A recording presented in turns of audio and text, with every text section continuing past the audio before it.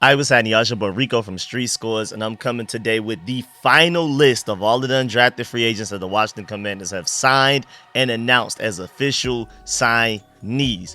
One of the main reasons I want to do this video is because I want to break down who out of this entire list of undrafted free agents, who has the best chance of making the roster and why.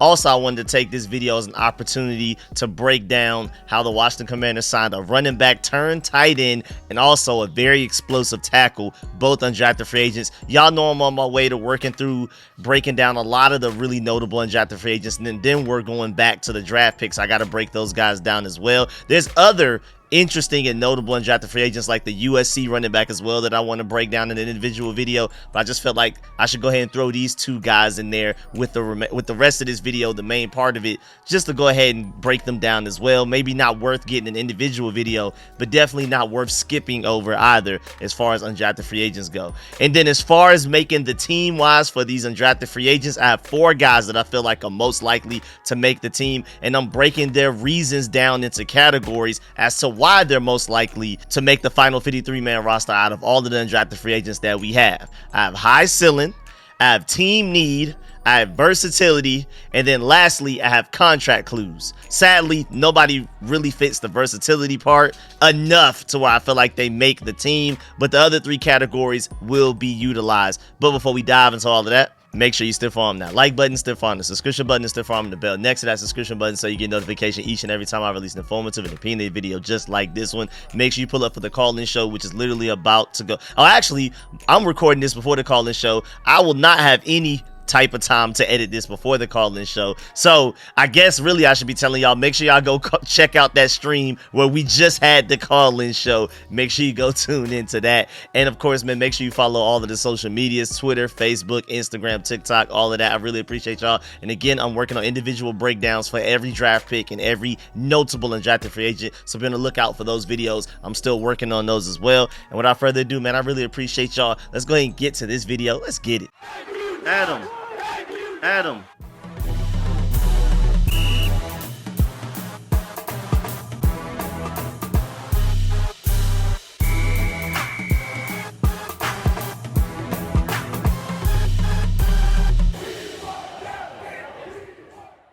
All right, so let's first talk about the new tight end that we signed, Colton Jivnov. And for some reason, it just looks Russian, and I'm just going to naturally keep putting that Russian accent on it. So I think it's pronounced Colton Jivnov, but maybe I'm completely wrong. I'm just out here guessing and having fun. But apparently, former UCLA running back Colton Jivnov signed with the Washington Commanders as an undrafted free agent. He'll be a tight end at the next level, though. Several teams were said to have interest in him. Very interesting.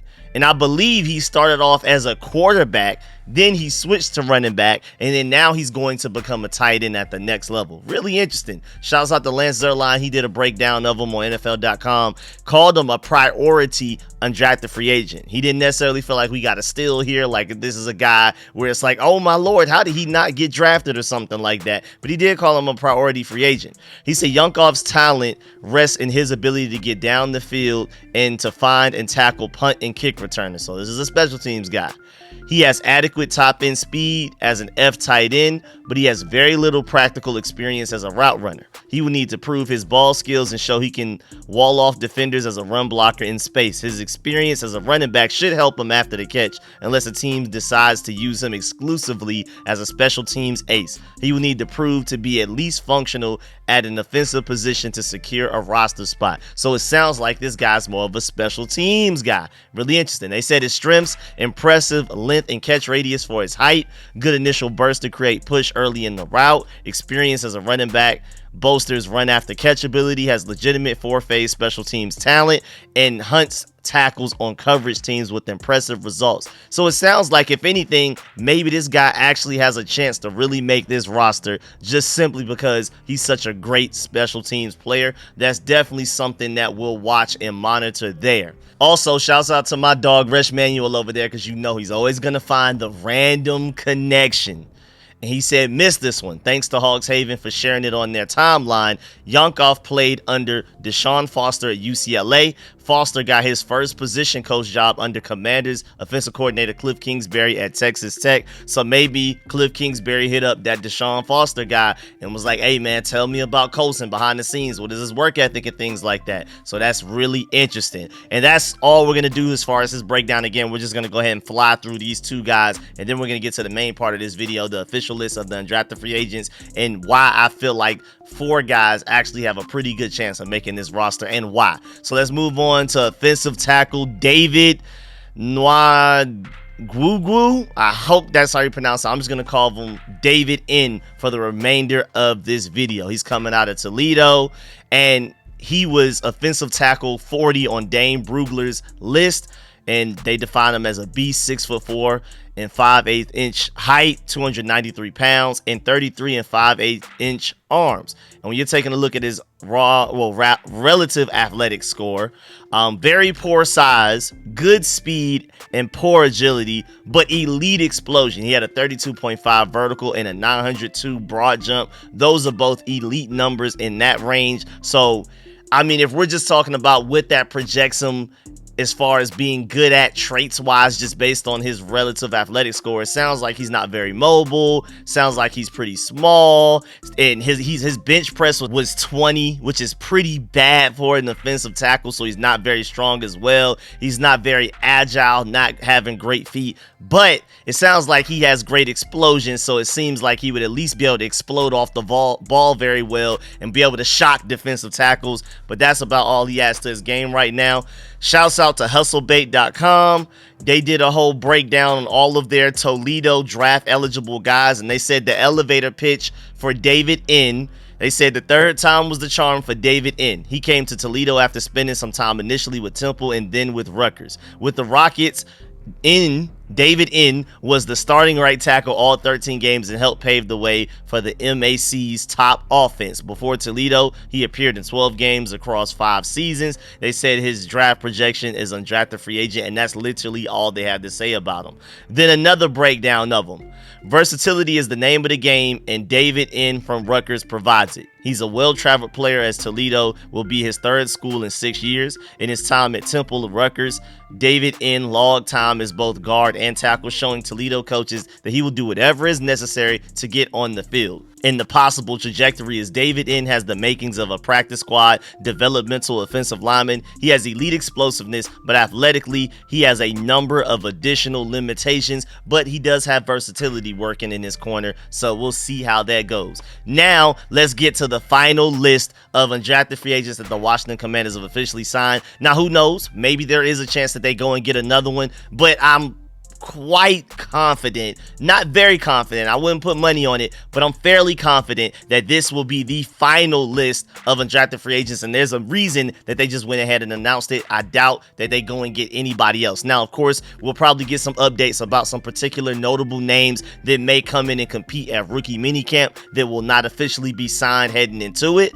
But as far as undrafted free agents go, you have cornerback Chigi Anusiem. I hope that's how you pronounce that. And then you have quarterback Sam Hartman, running back Austin Jones, safety Ben Nickel, tackle David N, who we just talked about, safety Tyler Owens, my boy, defensive tackle Norrell Pollard, wide receiver Marcus Rosemi, Jack Saint, Georgia Dog, running back Michael Wiley, cornerback AJ Woods, and then tight end Colton Yonkov, who we just talked about earlier in the video as well. And so out of that final list of guys, out of that list of 11 names, I feel like my strongest candidates to making the 53-man roster are, first of all, safety Tyler Owens, off of just purely how rare of an athlete he is.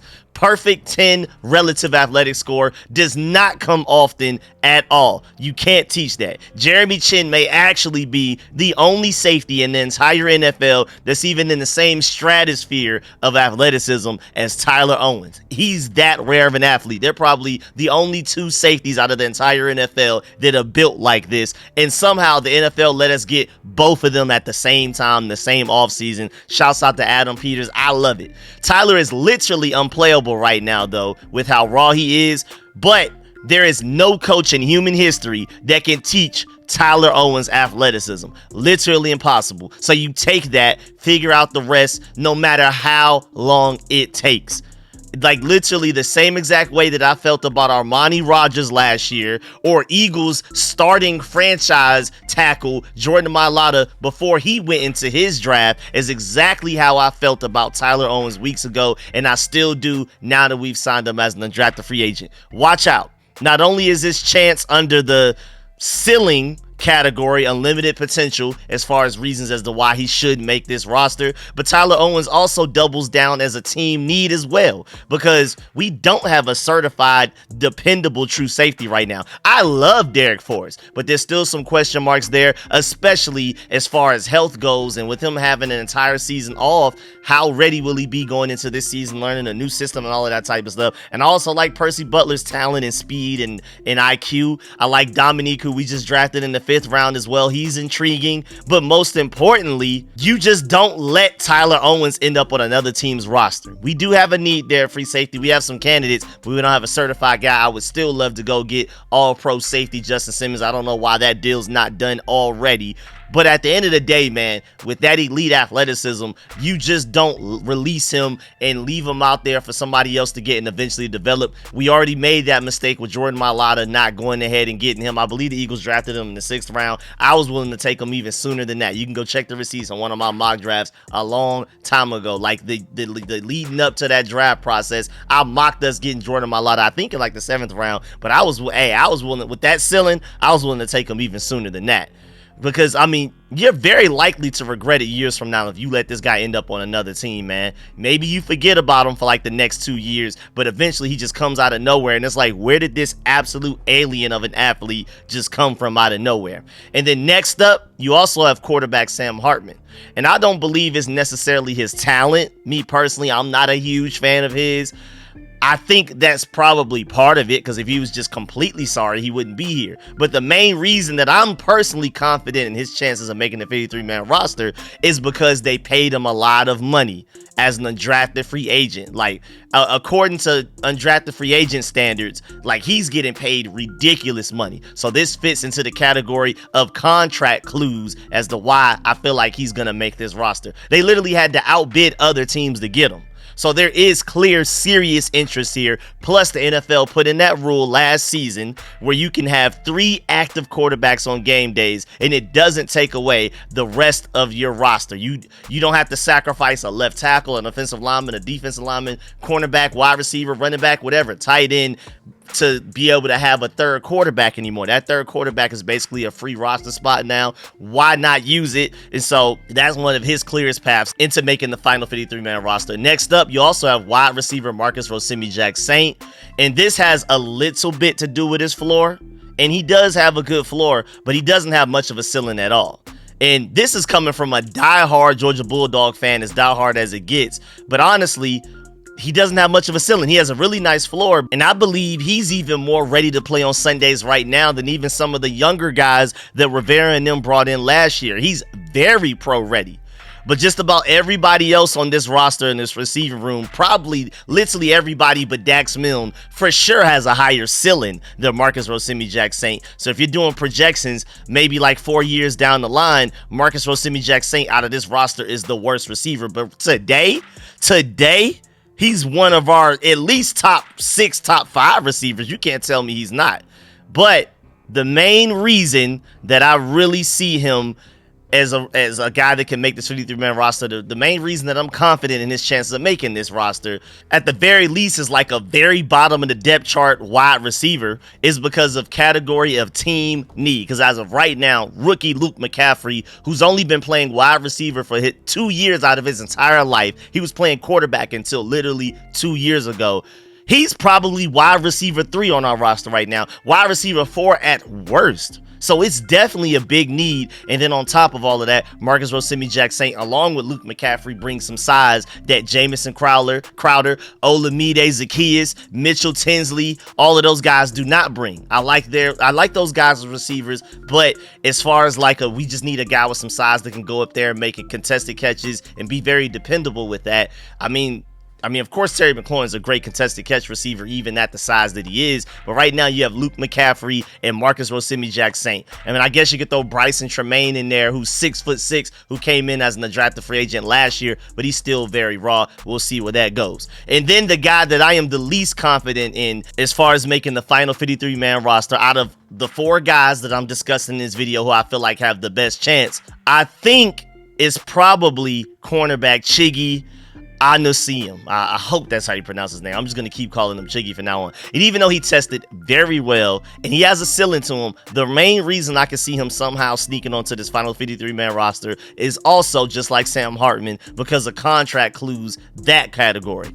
Because they had to outbid several teams for Chiggy as well, just like they did for Sam Hartman. And just to let you know, the reason why I'm putting so much stock into this contract clues part and the fact that we're having to outbid other teams to get certain players, I feel like interest is the real thing. I feel like that's a big player into whether a guy has a real shot of making a 53-man roster. Just remember, for reference, the only player that the Commanders had to outbid other teams for last year was Mason Brooks.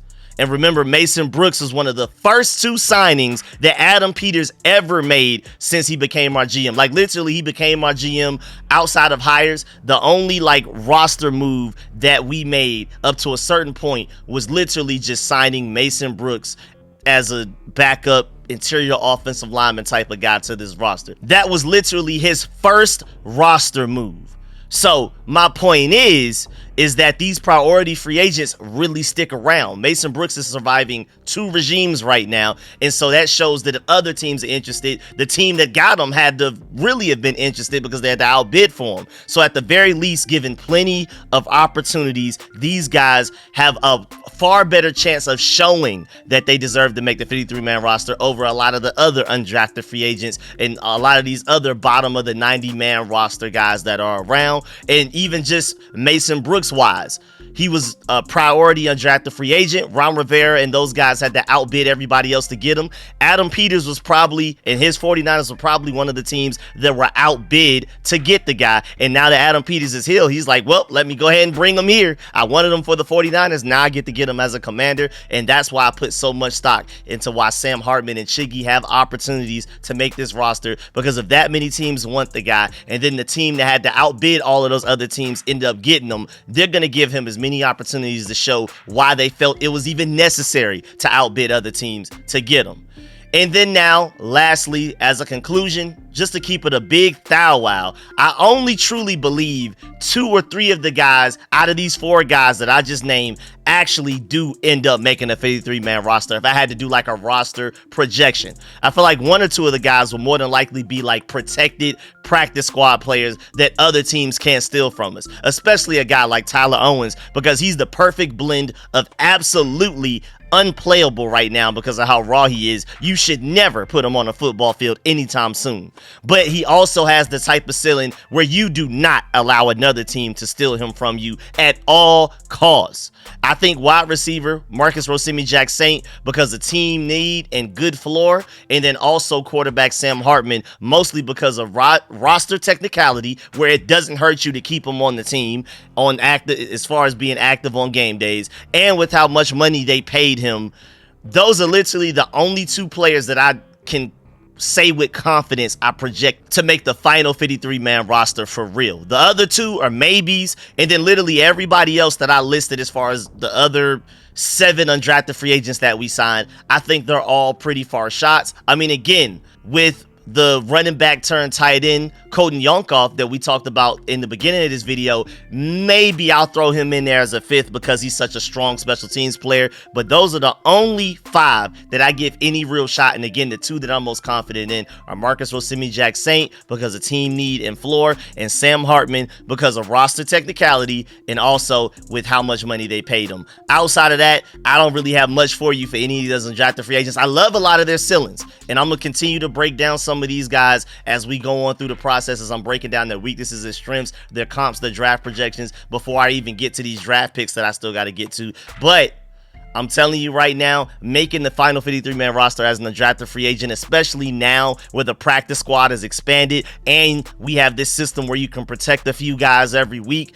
I think it's quite likely that a lot of these guys, first of all, just get cut just in general, don't make any roster, practice squad or final 53, but also I think it's quite likely that some of these guys just end up as protected priority practice squad players, most notably Tyler Owens with his elite athleticism. But yeah, man, that's the end of this video. Please get in the comment section, let me know how you feel about everything discussed in this video. Please stiff arm that like button, stiff arm the subscription button, and stiff arm the bell next to that subscription button so you get notification each and every time I release an informative and opinionated video just like this one. Let me know what your guesses are as far as projections as to who out of all of these undrafted free agents are actually going to make the final 53-man roster, and also let me know why. Are there any undrafted free agents that I didn't include in my top 5 who are most likely that you feel like are most likely, and then definitely explain why you feel that way. Let me know if you agree or disagree with any of my points. Even if you pick the same players, let me know if you agree or disagree with my reasonings as to why they'll make the 53-man roster, of course. And then also let me know how you feel about the 2 players I broke down earlier in the video, and running back turned tight end Colton, and also versatile offensive lineman David N. Again, I struggle with these names, man. Y'all killing me with these names, dog. I'm trying, man. You're talking about the guy that was pronouncing Potomac as Potomac at one point in time until everybody corrected me. So please help. I'm sorry, when I scout players, when I'm watching film, I'm watching the jersey number. I don't even listen. Like, I have the games muted. I'm usually listening to my own music or something, or got something up on the side like some anime or something, just kind of letting it run. And usually I'm watching film muted. I watch the high school tapes, high school recruits when they're going into college football muted, because it's typically some random song that I don't care about anyway, some random highlight music of just some loud beat playing. And then when it comes to watching these guys tapes, I don't care about what the commentators have to say. I usually just have them muted, so I'm sorry. I never hear how these guys' names are pronounced, even while I'm watching tape on them, even when I go to YouTube and look up the highlights. I'm just the type of person that's always listening to music 24/7. I'm listening to music right now. It's very low, so it won't distract me, but I'm always, if my headphones are on, I'm listening to music. Even if they're not on, I have speakers to play music. Music is being played 24/7 to me, unless I'm literally watching something that music has to be cut off for. So I guess this is a good time to kind of explain why I always get people names wrong. And I mean, I have no practice with names like David, Nwaogu. I don't really run into those in Atlanta. I'm saying. So yeah, man, I really appreciate y'all. Make sure you do not leave this video without leaving a like, and of course, let me know how you feel about everything discussed in this video. I'm gonna catch y'all later. I'm out.